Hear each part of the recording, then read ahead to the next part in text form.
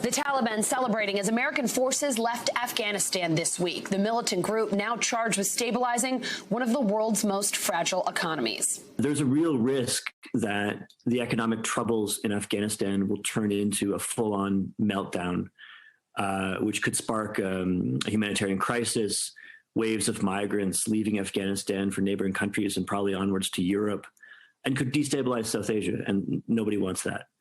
So why is Afghanistan's economy so fragile? Well, for starters, it's long depended on foreign cash reserves. According to the World Bank, the country got more than $4 billion in international development aid in 2019, about a fifth of its current total economic output.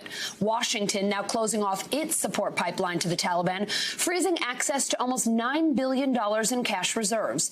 Other major Western governments also plan to stop sending aid, while the International Monetary Fund is putting a hold on payments. One positive for the Afghan people, Western Union's reportedly operating there again after a weeks-long stoppage, reopening a key source of financing from relatives and friends outside the country. Meanwhile, though, the Afghan banking system is on the brink of collapse. Many lenders closed for weeks while the cash in ATMs is drying up. The Taliban now limiting bank withdrawals to just $200 a week. All of this contributing to a sharp fall in the Afghan currency. Prices on everything from food to fuel already beginning to rise.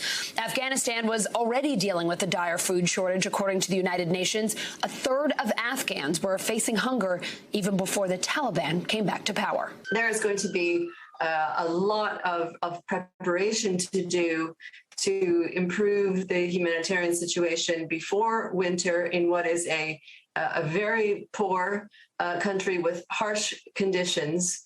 And we'll absolutely need the coordination of aid organizations. The Taliban trying to boost its foreign support, promising to be more inclusive. But many governments, including the U.S., are concerned about the group's human rights record, particularly its treatment of women. Let me be clear. We'll continue to support the Afghan people through diplomacy, international influence, and humanitarian aid.